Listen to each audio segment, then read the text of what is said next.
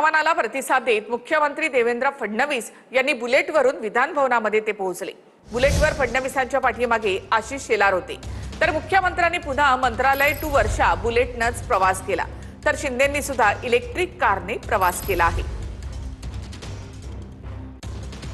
पंतप्रधान मोदींच्या आवाहनाला प्रतिसाद देत मुख्यमंत्री फडणवीस थेट दुचाकीवरून विधान भवनात पोहोचले। फडणवीसांनी बुलेटचं सारथ्य केलं। बुलेटवर फडणवीसांच्या पाठीमागे आशिष शेलार होते। विधान भवनातल्या कार्यक्रमानंतर फडणवीस मंत्रालयातल्या कॅबिनेट बैठकीसाठीही बुलेटवरूनच गेले। प्रधानमंत्री महोदयांनी जे काही निर्देश दिलेले आहेत ते देशहिताकरता आहेत आणि म्हणून आपापल्या परीनं जे करता येईल ते करण्याकरता आम्ही सगळे प्रयत्न करतो आणि म्हणून सिंबॉलिकली त्याचा प्रचार झाला पाहिजे। आणि जेव्हा राज्यातले नेते मंडळी अशा प्रकारे प्रचार करतात तर ते लोकांपर्यंत पोहोचतं, म्हणून मी आज या ठिकाणी मोटरसायकलने आलेलो आहे। तर उपमुख्यमंत्री शिंदेही इलेक्ट्रिक कारनं विधान भवनात पोहोचले। पेट्रोल डिझेलच्या ऐवजी ईव्ही कार वापरणं मी कालपासून सुरू केलेलं आहे। याचबरोबर सुरक्षा विषयक जेवढ्या आवश्यक गाड्या आहेत तेवढ्या ताफ्यामध्ये आहेत, बाकी गाड्या कमी झालेल्या आहेत।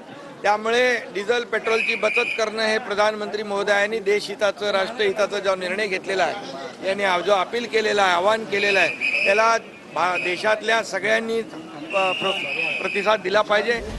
शिंदे यांनी प्रवासासाठी MG विंडसर ही इलेक्ट्रिक गाडी वापरली, तर केंद्रीय मंत्री नितीन गडकरी यांनी बसमधून पालखी मार्गाची पाहणी केली। प्रधानमंत्र्यांचे आवाहन केलं ते देशहिताकरता आहे आणि त्यामध्ये विशेषतः पेट्रोल डिझेल आपण 87% इम्पोर्ट करतो आणि आता या विशेषतः अमेरिका इराण युद्धानंतर काय स्थिती आहे ती लक्षात घेता आपल्या सगळ्यांनी जबाबदार नागरिक म्हणून त्या आव्हानाला प्रतिसाद द्यावा। नितेश राणे यांनी सुवर्णगड या बंगल्यावरून विधान भवनापर्यंत पायी प्रवास केला। आमच्या आदरणीय मुख्यमंत्री देवेंद्र फडणवीसजींनी पण आज सकाळीच विधानसभेपर्यंत प्रवास टू व्हीलर बाईकनी केलेला आहे। आम्ही आमच्या ताफ्यातल्या गाड्या कमी केलेल्या आहेत आणि म्हणून भारताच्या प्रत्येक नागरिकाने हे कुठलंही पक्षीय राजकारण न आणता, हे कुठलाही पक्षाचा विषय नाही आहे, आदरणीय पंतप्रधानांनी देशाचे पंतप्रधान म्हणून केलेलं आवाहन आहे, म्हणून प्रत्येक नागरिकांनी ते पाळलं पाहिजे। तर पंतप्रधान नरेंद्र मोदी यांचं आवाहन सर्वांनी गांभीर्यानं घ्यावं असं शरद पवार यांनी म्हटलं आहे। निवडणुकीच्या निकालानंतर आवाहन का केलं असा सवालही शरद पवारांनी केलाय। निवडणुकीच्या काळामध्ये देशाच्या नेतृत्वाला गांभीर्य नव्हतं असं शरद पवार यांनी म्हटलंय। शरद पवारांनी काय म्हटलंय ते आपण पाहूया। पंतप्रधान मोदींनी केलेलं आवाहन सर्वांनी गांभीर्यानं घेतलं पाहिजे। देशातल्या स्थितीसंदर्भात पंतप्रधान मोदींनी सर्वपक्षीय बैठक बोलवावी। देशासमोर आणखी अशी स्थिती येऊ नये यासाठी सर्वांनी सहकार्य केलं पाहिजे। इंधन बचतीचा निर्णय घ्यायला वेळ का लागला? निवडणुकीच्या निकालानंतर आवाहन का केलं असा सवाल शरद पवारांनी केला। निवडणुकीच्या काळामध्ये देशाच्या नेतृत्वाला गांभीर्य नव्हतं असंही पवारांनी म्हटलं। ताफा सोडणाऱ्यांनी दिखावा करू नये, सातत्य ठेवावं। उद्यापासून फडणवीसांनी दुचाकीवरच यावं तर लोक गांभीर्यानं घेतील असं शरद पवार म्हणाले। शासनाने सर्व इव्हेंट रद्द करावे तसं राज ठाकरे यांनी म्हटलेलं आहे। सध्या पेट्रोल डिझेल वाचवण्याचे जे फोटो सेशन आणि इव्हेंट सुरू आहेत त्यातून बाहेर या। नीट प्रकरणावरून सुद्धा राज ठाकरे आक्रमक झालेत। राज्याच्या हितासाठी कठोर भूमिका घेण्याची मागणी राज ठाकरे यांनी केली आहे। ठाकरेंच्या नेत्याचा विधान भवन ते शिवालय असा पायी प्रवास। भाजपचे नेते 4 गाड्या घेऊन फिरतात त्याचं काय असा सवाल अंबादास दानवेंनी केला। मुख्यमंत्र्यांनी इंधन संकट टळेपर्यंत बाईकवर फिरावं असं अनिल परब म्हणाले। कल्याण ते डोंबिवली चार्टर्ड प्लेन न फिरणाऱ्यांनी पुन्हा रस्त्यावर फिरावं असा टोला परबांनी शिंदेनाही लगावलाय। प्रतिसाद द्यायला काहीच हरकत नाही बरं का, फक्त देशाला त्यांनी उल्लू बनवू नये। स्वतः वेगळं करायचं आणि लोकांना वेगळं सांगायचं। स्वतःचे सगळे लोक, स्वतः, सरकार, पार्टी आणि खरोखर देशासाठी असं करायची गरज झाली तर आम्ही करू ना। शेवटी देशासाठी करायला काहीच हरकत नाही या सगळ्या गोष्टी। काटकसर सुरू केली आहे, चांगली गोष्ट आहे, परंतु आता जोपर्यंत ही समस्या संपत नाही तोपर्यंत मुख्यमंत्री बुलेटवर फिरणार आहेत का हा प्रश्न आहे. आणि मुख्यमंत्री बुलेटवर फिरत असतील तर त्यांचे सगळे जे बगलबच्चे आहेत ना, जे ताफे घेऊन फिरतायत, त्यांच्यावरती पहिला निर्बंध मुख्यमंत्र्यांनी आणला पाहिजे. आजही कल्याणपासून डोंबिवलीला जायला लोक चार्टर वापरत होते. छोट्या छोट्या अंतरासाठी लोक चार्टर वापरतात, हेलिकॉप्टर वापरतात. ह्या सगळ्याला कात्री लावली पाहिजे. तर रवींद्र चव्हाण आणि महाजन यांचा चार्टर्ड विमानानं प्रवास असं रोहित पवारांनी म्हटलंय. मोदी फडणवीसांच्या आव्हानानंतर छान काटकसर सुरू आहे असं रोहित पवार म्हणतायत. चव्हाण आणि महाजनांचा चार्टर्ड विमानासह फोटो सहित पोस्ट रोहित पवारांनी केली आहे. बहुतेक यांची विमानं हवेतल्या ऑक्सिजनवर उडत असावीत असा टोलाही रोहित पवारांनी लगावलाय. मोदींच्या आव्हानानंतर राज्य शासनाकडून परिपत्रक जारी करण्यात आलं. शासकीय अधिकाऱ्यांनी परदेश दौरे रद्द करावेत, दैनंदिन वापराकरता इलेक्ट्रिक वाहनं वापरावीत असं देखील यामध्ये नमूद करण्यात आलेलं आहे. परकीय चलन वाचवण्यासाठी शासकीय अधिकाऱ्यांनी मंजूर असलेले परदेश दौरे रद्द करावेत. शासकीय अधिकाऱ्यांनी नवीन दौऱ्यांची आखणी करू नये. दैनंदिन वापराकरता इलेक्ट्रिक वाहनांचा वापर करावा. कार्यालयीन कामानिमित्त नियोजित स्थळांना भेटी दरम्यान कमीत कमी वाहनांचा वापर करावा. अधिकाऱ्यांनी एकत्रित दौरा करताना कार पुलिंगद्वारे प्रवास करण्याचं नियोजन करावं. अधिकारी आणि कर्मचाऱ्यांनी कार्यालयीन कामाकरता आवश्यकतेनुसार सार्वजनिक वाहतूक व्यवस्था वापरावी. वरिष्ठ अधिकाऱ्यांनी आठवड्यातील एक दिवस मेट्रो, लोकल किंवा बसनं प्रवास करावा. इलेक्ट्रिक वाहनांची चार्जिंग यंत्रणा सक्षम करावी. मंत्रालयीन, विभागीय, जिल्हास्तरीय बैठकांसाठी व्हिडिओ कॉन्फरन्सिंगचा वापर करावा. विद्यापीठांनी सर्व बैठका, प्रशिक्षण, चर्चासत्र ऑनलाईन पद्धतीनं आयोजित करावी. पोलीस विभागानं कोणत्याही प्रयोजनाकरता बाईक रॅली किंवा वाहनांच्या मिरवणुका यासाठी परवानगी देऊ नये. माहिती आणि जनसंपर्क खात्यानं माफक प्रमाणात जाहिराती प्रसारित कराव्यात. अनावश्यक खर्च टाळावा. फ्लेक्स, बॅनर यांचा कमीत कमी वापर करावा. लाईटच्या होर्डिंगसाठी डीजी सेटचा वापर करू नये. कार्यालयीन कामाकरता नैसर्गिक प्रकाशाचा वापर करून अनावश्यक विद्युत दिव्यांचा वापर टाळावा. कार्यालयीन वेळ संपल्यानंतर दिवे, पंखे, संगणक, एसी सारखी उपकरणं बंद करावीत. एसीचं तापमान 24 ते 26 अंशांवर ठेवावं. प्रधानमंत्री सूर्यघर योजनेअंतर्गत जास्तीत जास्त घरांवर सोलार यंत्रणा बसवण्यावर भर द्यावा. खाद्यतेलाचा वापर कमी करण्यासाठी कॅन्टीन, मध्यान्ह भोजन, अंगणवाडी, वसतिगृह, पोलीस भोजनालय, रुग्णालय यांनी मेन्यूमध्ये बदल करावे. आशा कार्यकर्त्या, अंगणवाडी सेविकांनी खाद्यतेलाचा वापर कमी करण्यासाठी समुपदेशन करावं. सोयाबीन, सूर्यफूल तेलाऐवजी मोहरीचं तेल, शेंगदाणा तेलाला प्रोत्साहन द्यावं. पीएनजीचा वापर वाढवण्यासाठी प्रलंबित असलेल्या जोडण्यांना तातडीनं परवानगी द्यावी.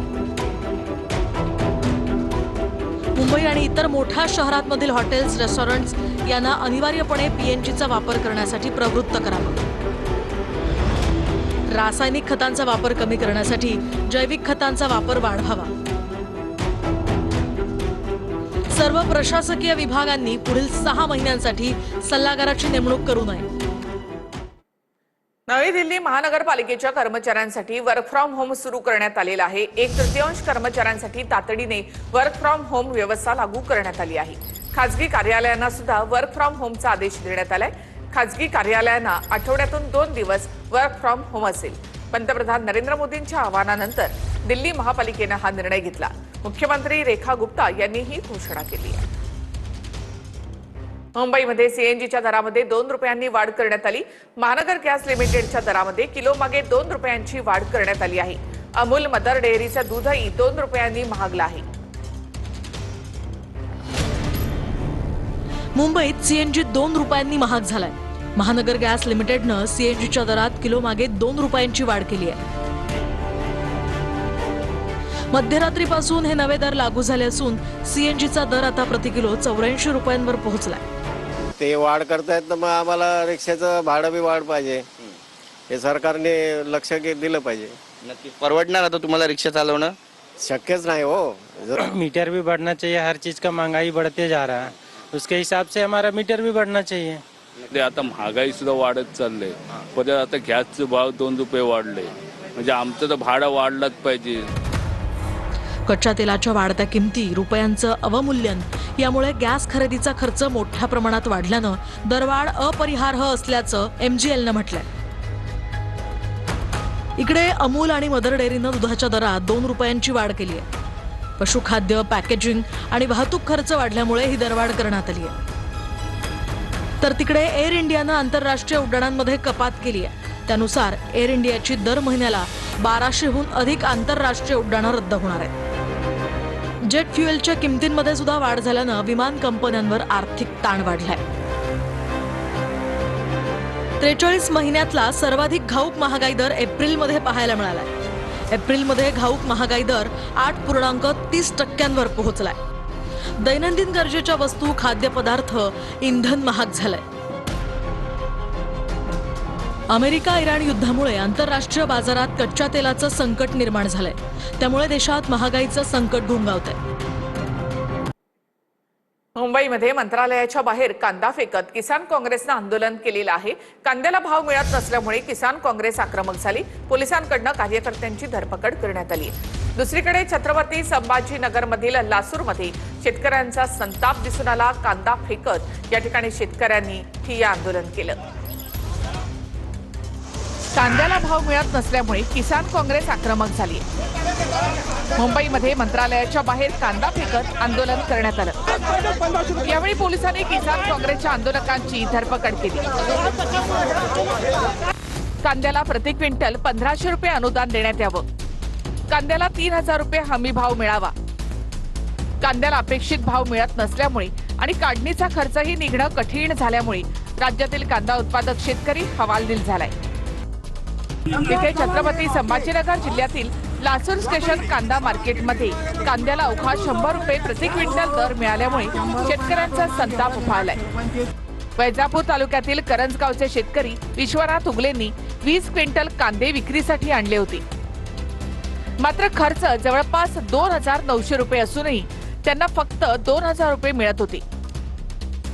संतप्त शेतकऱ्याने मार्केटच्या गेटवरच कांदे फेकत ठिय्या आंदोलन केलं आणि कांद्याच्या ढिगाऱ्यावर झोपून निषेध व्यक्त केला. केंद्र सरकारकडून साखर निर्यातीवर तात्काळ बंदी लागू करण्यात आली आहे. साखरेच्या वाढत्या किमतींवर नियंत्रण ठेवण्यासाठी केंद्र सरकारनं हा मोठा निर्णय घेतलेला आहे. केंद्राच्या निर्णयाचा आंतरराष्ट्रीय साखर बाजारावर देखील मोठा परिणाम होण्याची शक्यता आहे. केंद्र सरकारनं साखर निर्यातीवर बंदी घातली आहे. 30 सप्टेंबर 2026 पर्यंत किंवा पुढील आदेशापर्यंत ही बंदी घालण्यात आली आहे. कच्ची आणि रिफाइंड अशा दोन्ही प्रकारच्या साखर निर्यातीवर हे निर्बंध लागू असणार आहेत. देशांतर्गत बाजारपेठेत साखरेच्या किमती नियंत्रणात ठेवण्यासाठी केंद्र सरकारनं हा मोठा निर्णय घेतलाय. याच्या पाठीमागचं केंद्र सरकारचं लॉजिक काय आहे आणि त्यामुळे आज परिस्थिती अशी आहे की देशामध्ये जवळपास 12,000 कोटी रुपयाची ऊस उत्पादक शेतकऱ्यांची देणी थकलेली आहे. हा जो सरकारचा निर्णय आहे तो मूर्खपणाचा आहे, भंपकपणाचा आहे असं मी म्हणेन.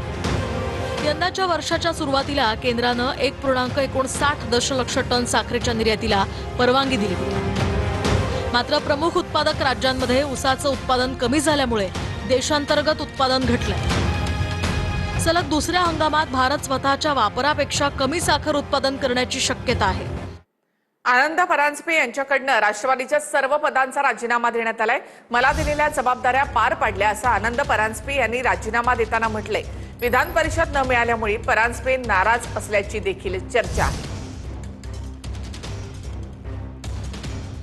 उत्तर प्रदेशात तीव्र वादळासह पावसाचा हाहाकार. 89 जणांचा मृत्यू झालेला आहे. वादळामुळे झाडं आणि विजेचे खांब उन्मळून पडले.